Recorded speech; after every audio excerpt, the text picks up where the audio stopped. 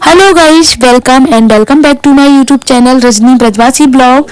कैसे हो गाइज? उम्मीद करती हूँ आप सब लोग अच्छे होंगे। मैं भी एकदम अच्छी हूँ। तो सबसे पहले तो आप सभी को न्यू ईयर की बहुत बहुत शुभकामनाएं और न्यू ईयर की आप सभी को जय श्री कृष्णा।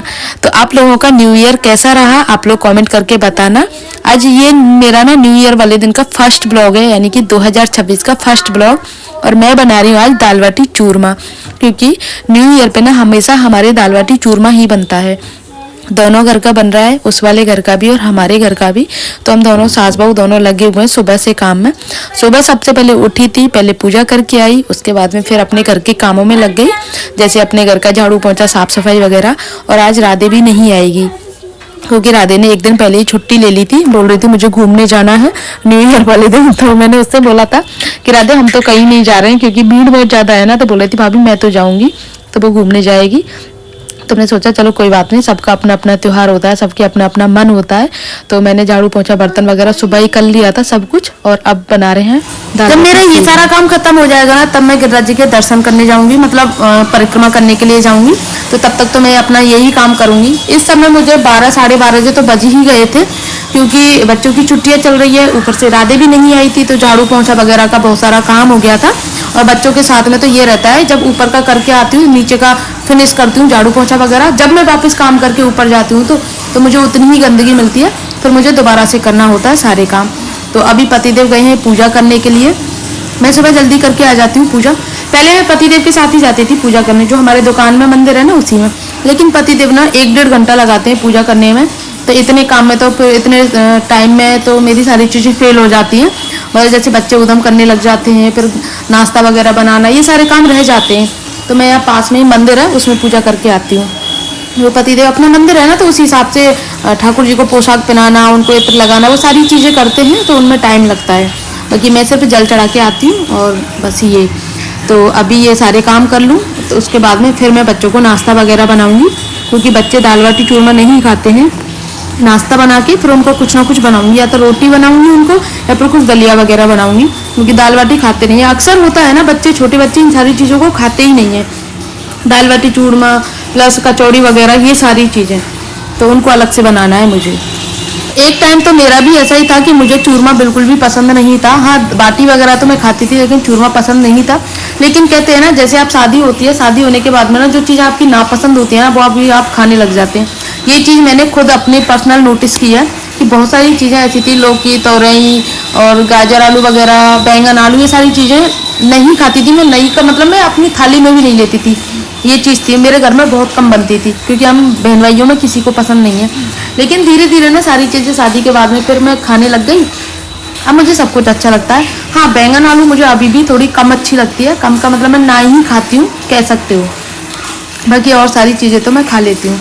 तो अभी पतिदेव भी आ गए थे पूजा करके, अभी उनको नाश्ता बना देती हूँ। मुझे नाश्ता नहीं करना है, मैं सिर्फ दूध पीऊँगी, क्योंकि फिर भूख नहीं लगती है नाश्ता करने के बाद में। और फिर दर्शन करने जाऊँगी तो पेट भर जाएगा ना, फिर उससे परिक्रमा भी नहीं लग पाएगी मुझसे।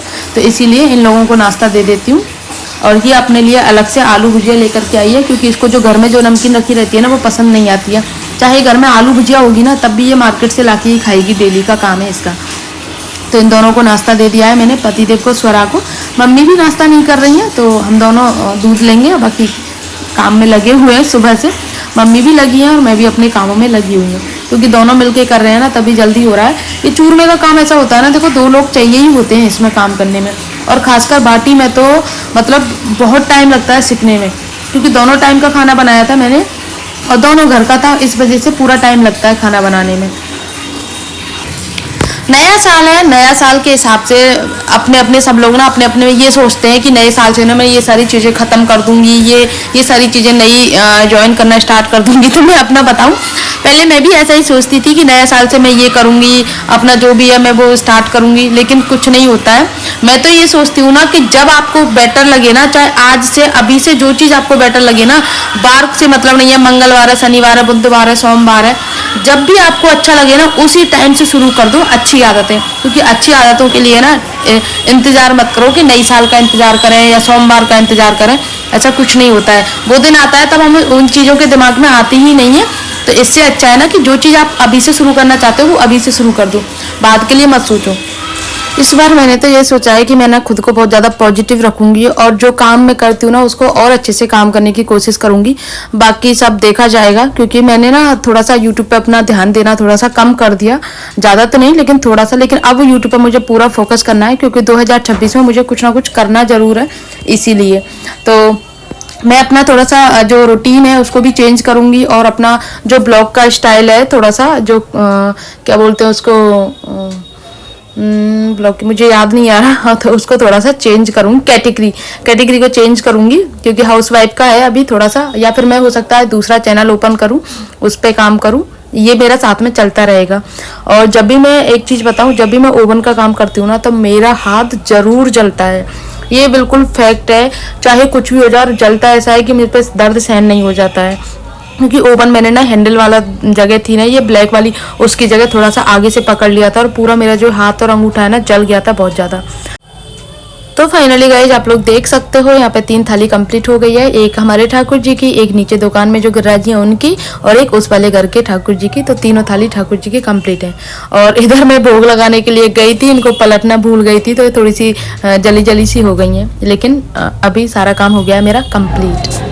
Again happy new year. और मैं आपको बताऊं, आज हमने ना दाल बाटी चूरमा बनाया है। तो मैं सुबह से काम में लगी हुई थी, पहले पूजा करने गई, देन उसके बाद में फिर बच्चों को नहलाया और फिर पूजा दाल बाटी चूरमा में लग गई। तो अभी मैं आई हूँ, 10:15 बज रहे हैं। आज राधे भी नहीं आई हमारी, तो बहुत सारा काम हो गया था, झाड़ू पोंछा बर्तन वगैरह, तो इसमें थोड़ा सा मुझे टाइम एक्स्ट्रा लग गया। और 10:15 बजे हैं, तो फाइनली अब मेरा रूम मैं साफ़ करूँगी, क्योंकि मेरे रूम में झाड़ू पोंछा अभी कंप्लीट नहीं हुआ है। सबसे पहले होता है, लेकिन आज सबसे लेट हो रहा है। बाकी पूरे घर की मैंने सफाई कर ली है, दाल बाटी चूरमा बन गया, भोग लग गया, सब कुछ हो गया है। अब करते हैं सफाई अपने रूम की। और मैंने ना सुबह की बात है तो मैं मतलब अच्छा चलो ठीक है गाइस, पहले काम कर लेती हूँ। कल बहुत ज़्यादा ठंड थी, लेकिन फिर भी मुझे ऐसा लग रहा था जैसे गर्मी जैसा फील हो रहा है। उसका कारण यह था क्योंकि मैं जब से काम में लगी हुई थी और किचन में गैस पे ही कंटिन्यू थी, तो उस वजह से मुझे हल्की सी गर्मी सी महसूस होने लग गई।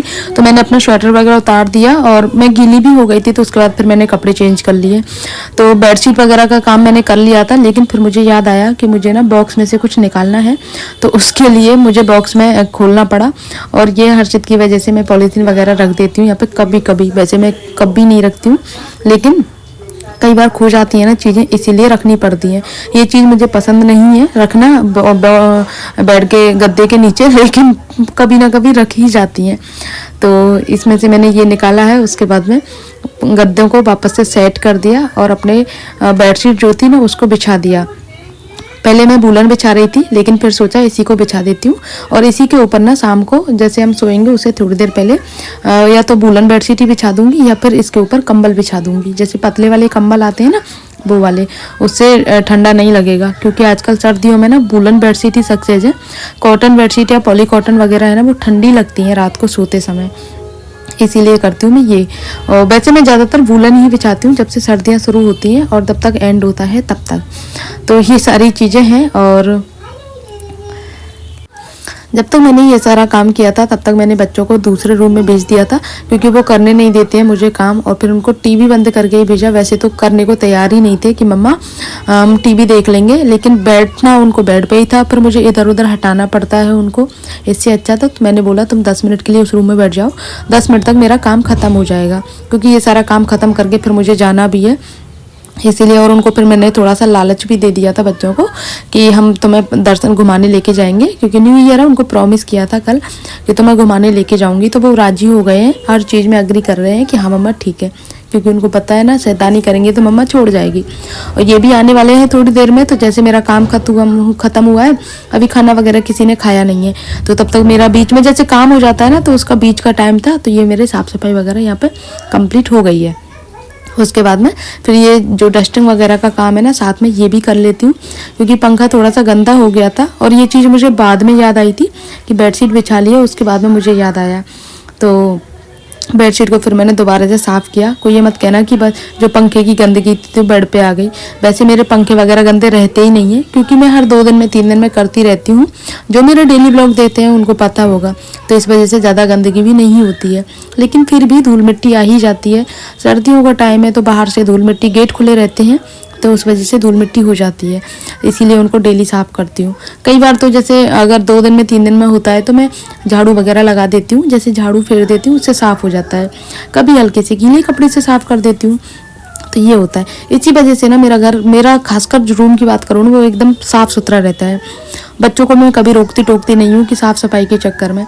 मेरी हमेशा की आदत है कि तुम्हें अगर खेलना है कूदना है खेल लो, और मैं बाद में साफ़ कर दूँगी, क्योंकि अगर साफ़ सफाई के चक्कर में बच्चों को भी खेलने भी ना दूँ तो फिर बच्चे कहाँ खेलेंगे, क्योंकि एक तो घर छोटा है, ऊपर से बच्चे भी ना खेलें तो फिर कैसे काम चलेगा।